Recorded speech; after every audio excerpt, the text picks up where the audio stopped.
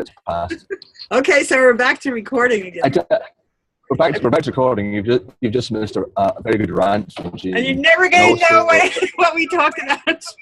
Also, a slight vague rant from me. It's just to do with not being listened to, really. And also, who's sane and who's not sane. Yeah, there's something about... Yeah. I mean, for me, it's kind of... Yeah, who's sane, who's not sane. No, they changed their fashions. Like one minute, oh yeah, back in this time, if you didn't fuck everybody in sight, then something was wrong with you. Now if you do, something's wrong with you. Hello? Yeah, no, it's like... there's also something to do with time and forgiveness. So people just, like people who you get up in the morning and no matter what happened the day before, you go, whatever, that was yesterday. Although if there are feelings that are residual, you say, hey, listen, I'm still feeling a bit weird about that, or I'm angry about that, there's anger, can I just express it? Sure. And they listen to you and there's some sort of connection and that's it, it's done. But I am, a former friend of mine, one of your burned bridges? of which I have many. No, I've got a very long list of former friends. Said to me, you just can't do that. And I'm saying, you just can't do that. Whatever it is, you just can't do that, and I don't want to talk about it. And saying, okay, so you don't want to talk about it, I do want to talk about it, because I'm feeling like this, and you just want to ignore it. So what do? So it then becomes the strongest as bad. So then, that's fine. Some people try to get around that by having agreements about everything. Oh yeah, then you got to write a contract or some bullshit like that. Yeah. I fuck that shit. No, seriously. I mean, I don't know. That's what. No, now you understand why I stay away from people. I mean, I'm the most social I'm like social. I was very social. I'm not that social anymore, but I used to be very social. It's an amazing training being around. And what I found, this guy I met recently, I won't name him. Nice guy. I met him in Spain. He made the point. He said, I'm reasonably self-reflective on this. He said that I find that many people in North California, in that particular area, their attention is all over the place. So when I'm talking to this person, they're nowhere near the conversation. They have a shared exploration into a topic. It can't happen because then they suddenly go, hey, look at that guy over there. And I'm going, hang on, we're just talking about this. Have we finished with that subject? No, no. A lot of people do that. Yeah. I think to me, that's a disease. I think that's mental. I don't mind tangents. That's fine. Tangents are, that's the ditting or whatever. That's fun. I mean, I like that too. No, but I mean, no, for me, like I'll be talking to somebody and you tell them something and then they don't want to hear it. So then they talk about something else, right? That's why I write everything.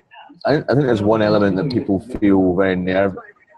I think people feel nervous in our company because they don't know what's going to happen or what's unpredictable. And I don't either. At any moment. I never know. I don't know what I'm going to do. I don't have a plan. And then I go, shit. Yeah. Right? They don't know where it's going to go in the conversation and they get very nervous about it. Is that doctor's pipe, is it? This? Yeah. Doctors? What? The good doctor from McCracken, no? Oh, Phil, right?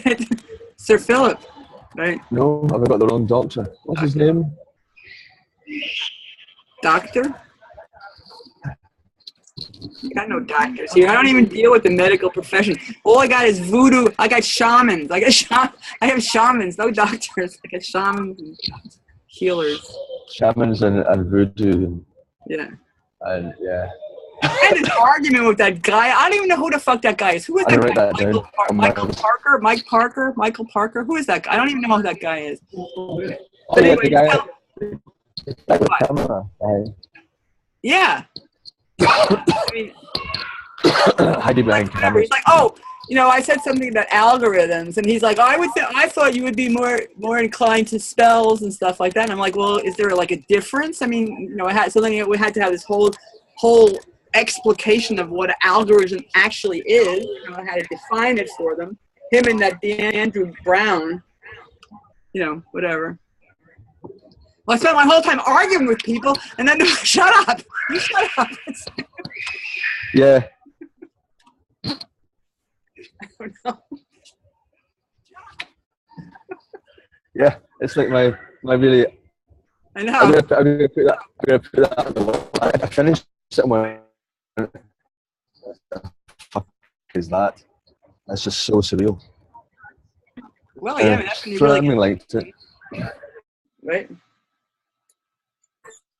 Art is just weird. You know why art is weird? Because people's mind. Oh, you know, that's the thing. Because people think that they're talking, right?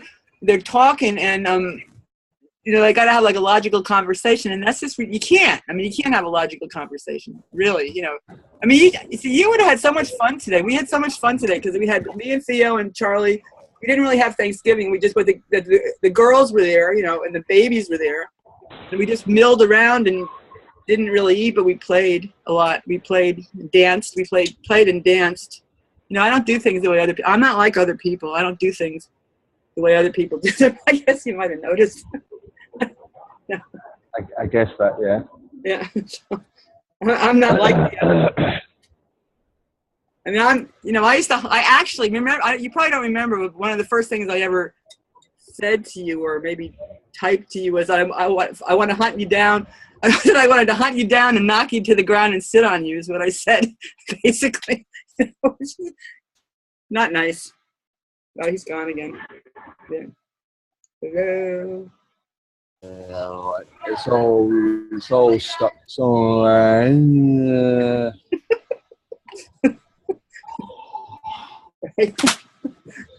That's fun. That's a lot of fun. Anyway. it sticks, unsticks. I wonder why that happens. I always think I got too much, but I got nothing open. I got nothing here. It's just that, I mean, I don't understand how the Wi-Fi works in a place that's got a roof like that. I mean, the roof, right, way up there, right, and it's over the entire airport.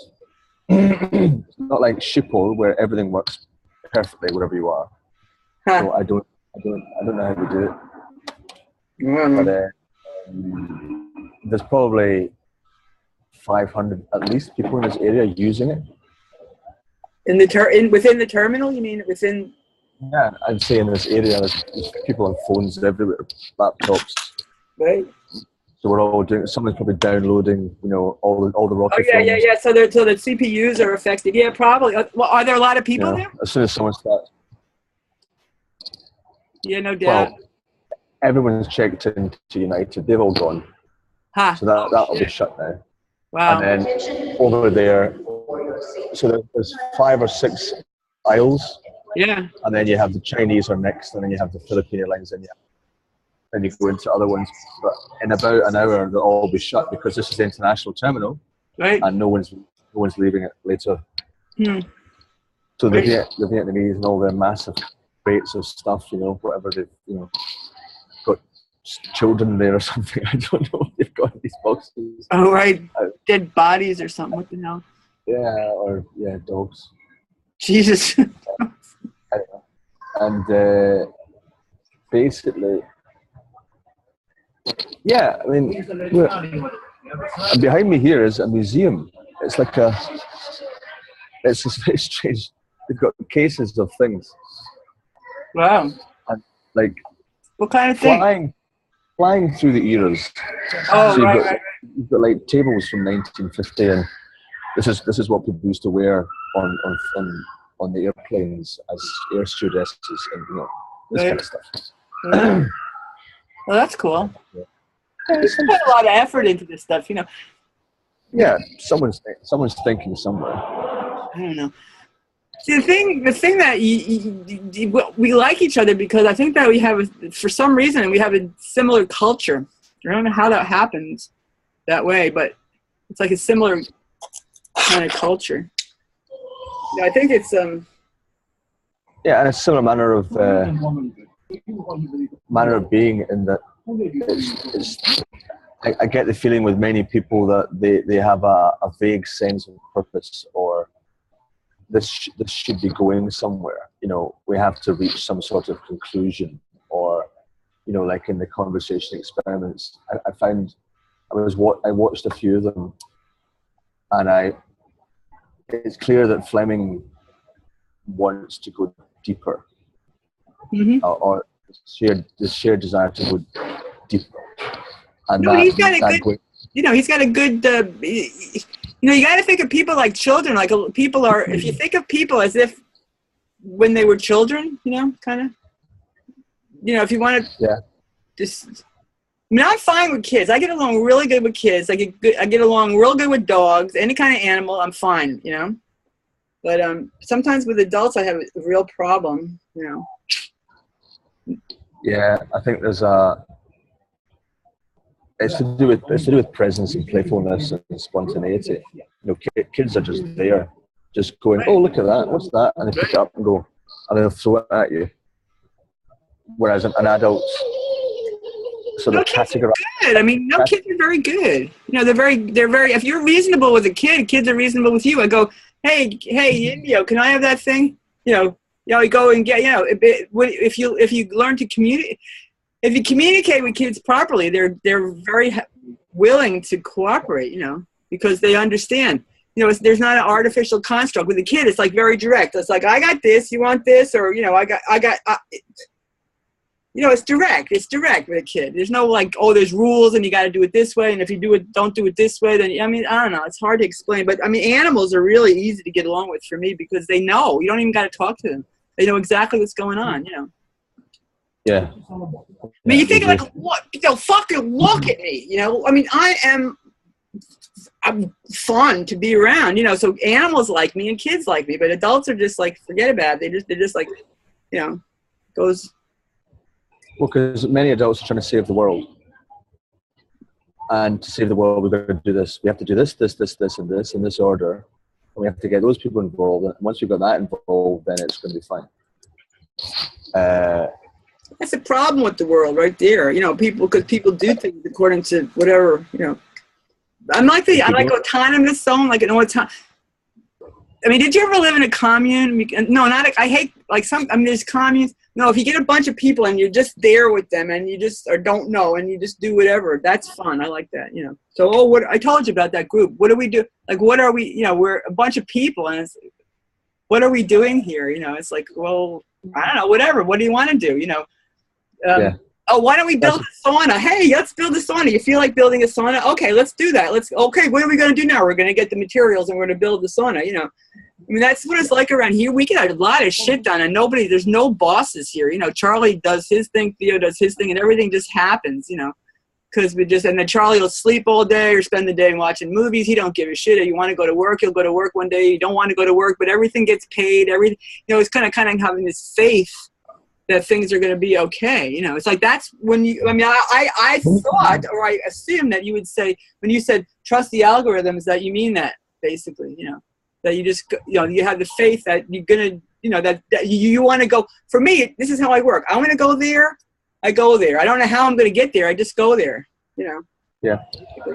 So, for me, I want to have kids. Oh, how can you have kids when you don't have money? What do you mean I don't have, what do I need money for to have kids? I have them. You get pregnant, they come out, and then you feed them. What's the big deal? You put them in a box, you put them in a basket. Why you got to have money when you have kids? It doesn't make any sense to me. So, there's just so much shit that doesn't make any sense to me, So I don't it was like that. It's like a right. Right. Recorded as nice. That's nice. Right.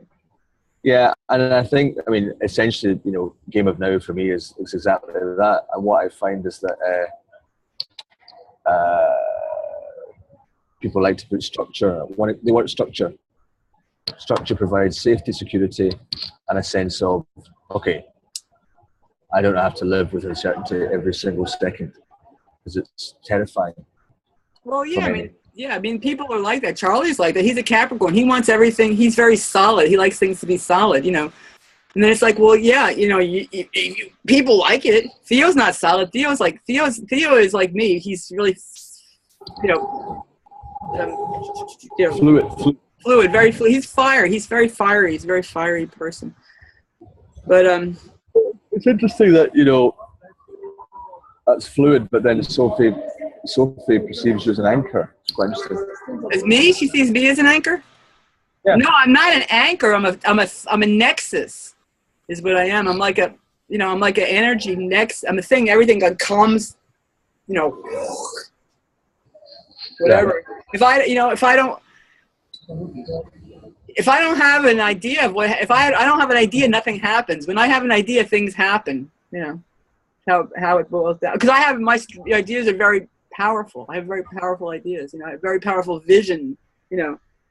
And sometimes people don't, but they can't see it. So it's like, well, I don't care if they see it because I can see it, and I'm going. You know, I'm going. I'm heading there. I know exactly where I'm going. That's kind of a structure, you know, in a sense, but I don't know how I'm getting there. See, that's the thing. I mean, you can know how you're getting there, but you don't know where you're going. That doesn't appeal to me. I mean, knowing. You know, you got to structure. You got to do this thing. So where are you going? Like, what's your goal? They don't have any idea of what they want to see in the future. You know, I have a very strong idea of what I want to see in the future. I could just manifest that. You know, I looked at I'm in the house. Charlie bought this house, and then I'm looking at the other house next door, which was disgusting. You know, and then I said, I kept seeing that house. You know, I kept seeing it finished. And things happening in there, I could just visualize that, and then so now it's happening, you know, without, you know, it's kind of, because the vision, you know, if you share the vision with people, then I do think having, and there's a difference between having a vision that comes to you and creating some manufactured future idea out of the past. These are very different experiences. Well, sure, they are. I'm you know, so for example, from a structure point of view, I know that I'm supposed to be getting on a plane tomorrow and it will arrive in Vienna. So there's a moment in the future when this is happening. I don't know what's going to happen in between. There will be beer. You don't know what's going to happen then either. You know, you don't know what's going to happen then either when you get there. Yeah, so. Yeah, anything can happen when they get there. And anything can happen, and it's constantly adapting to it. And this for me is easy. And because I've been doing it for so long, I forget that many people aren't in that paradigm. What? They have no idea. Just going places, you mean? Or just be able to go with the flow and just be right. To go with the flow. To be able to say, okay, yeah, we can have, but basically, like. It's interesting with my friend Martin, who's a squash coach, and everything has to be organized, structured. This because what they're doing in sport is creating machines. Right. You have to be right. It's very structured, right? Yeah, it's very structured. That's it. The more machine-like you are, the better you're going to be. You remove emotions, you remove that, you become a robot. That's the whole point of sport. Right. It's mechanized warfare, and there's no spontaneity in it, or there are people who do play like that, who we talked about this before a bit, but they you know, they're unpredictable. Right. Right. And often they don't win consistently. They'll suddenly beat the best player because the best player doesn't have a clue what they're doing. Right. And they upset the rhythm. Well, I used to kick ass at chess because I'm unpredictable. I kicked everybody's ass playing chess just because they didn't know what the fuck. They couldn't predict what I was going to do. That's why. You should take on Deep Blue. What? Take on the machine Deep Blue. Right. And this machine would be like, Blue, what you doing? Right. This is not a human. I've been programmed to play human. Why am I talking like this? Why is Deep Blue talking like this? I don't know. Where was it made? It's from Russia. I don't know. That's probably it then, right there. It was IBM. It was IBM? International Boring Machines. I used to work for IBM years ago. I did.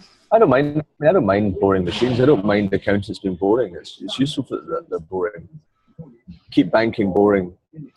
That's a slogan. There's things. I mean, structure is a good thing, and both of those things are good things. You know, both structure.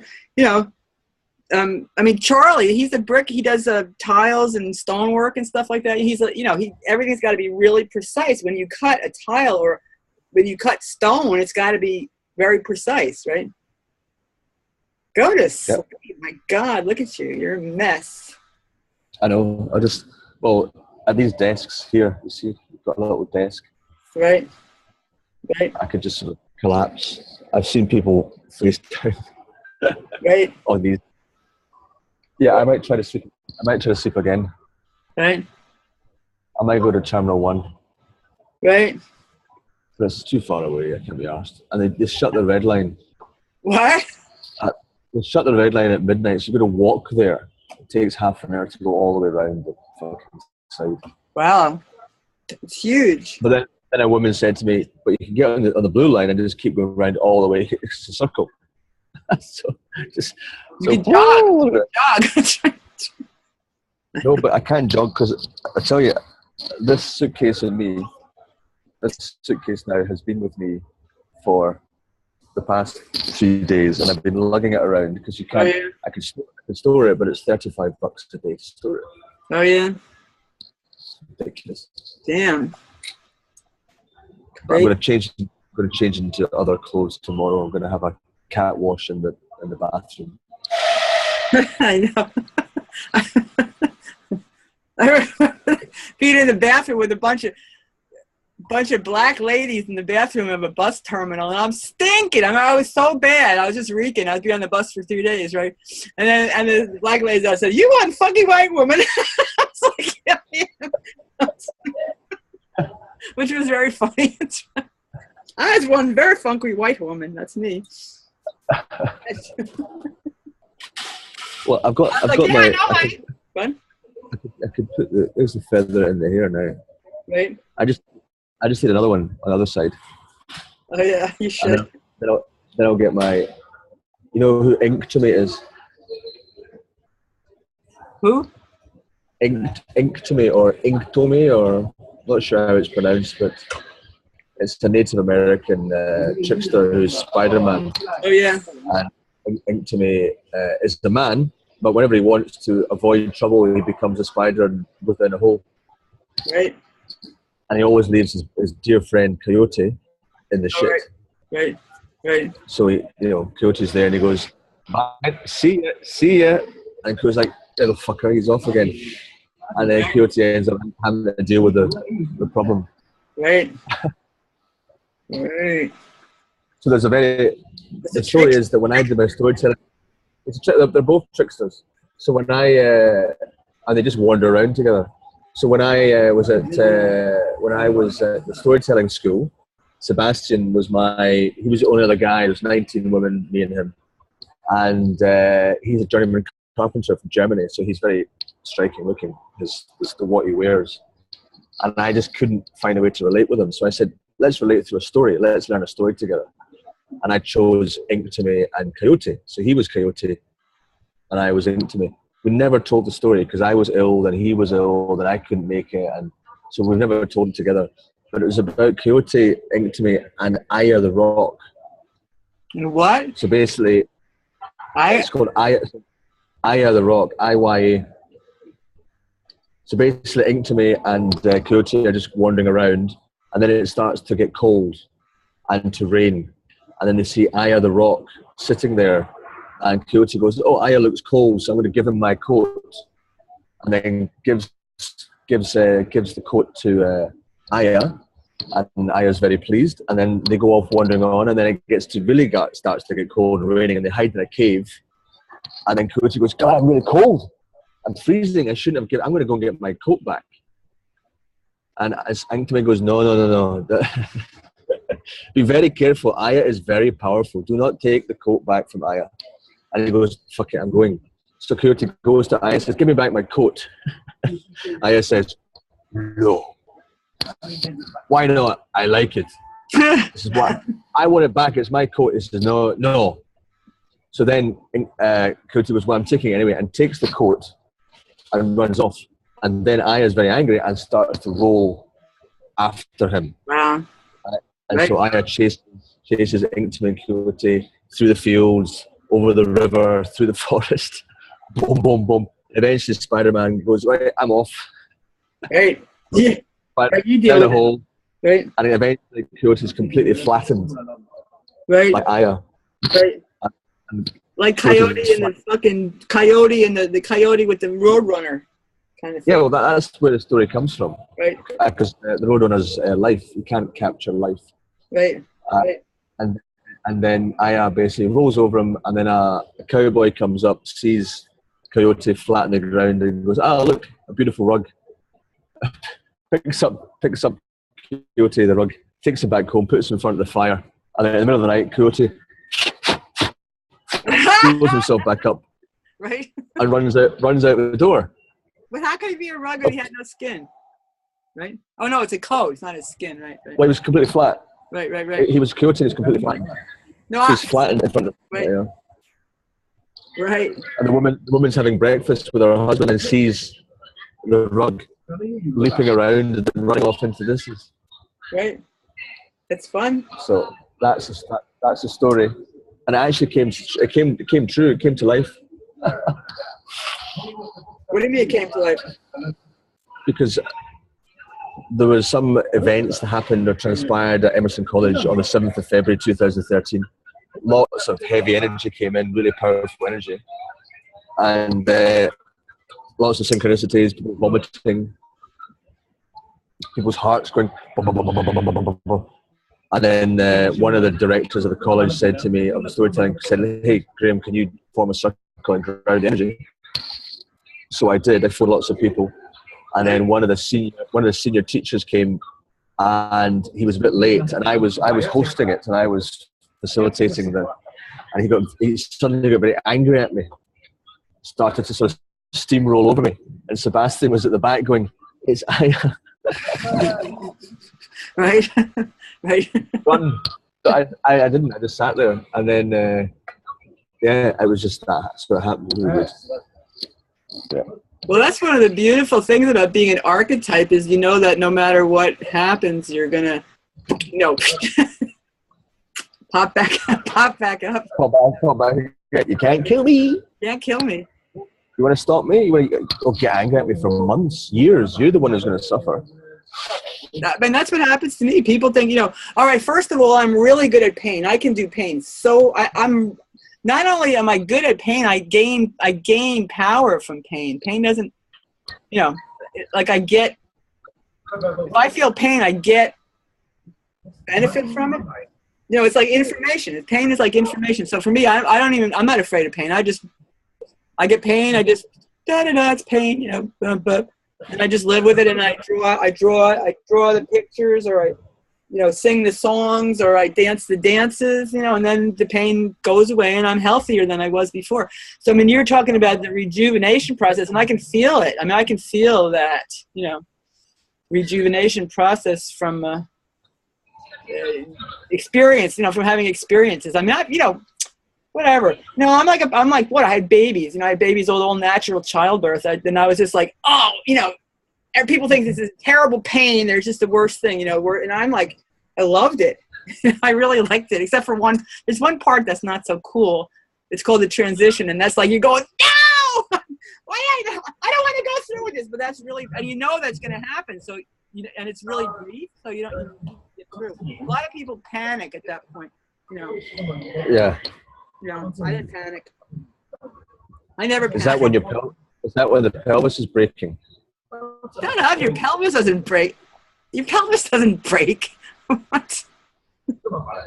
That just happened. That happened when I was fixing the thing for my sister, not when I was having babies. Terrible. Okay. All right. Okay, I'm gonna go to sleep. I'm gonna try to have a shower in the bathroom. Right.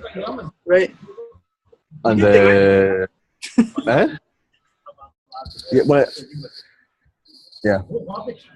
I'm gonna change my clothes. Right. Oh, a funky white boy. Look at that funky white boy. He's changed again.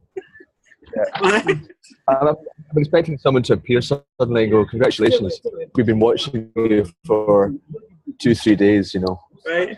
here's your reward." There's a door that suddenly opens in the side of the wall. Well, I mean, it's possible. You know, you can't if you can't see the door, then you can't open the door. You can't see the door. You can't open the door. You know, basically. Yeah, I'm on the dimension. I do think toilet cubicles as well are portals. So It could be, yes, you know, all depending sorts on of what you want things. to do, basically. All right, my dear. All right, go have your whatever you got to do. Whatever. I'll catch you down. Okay. All right. Bye. Bye. See you later, man. All right.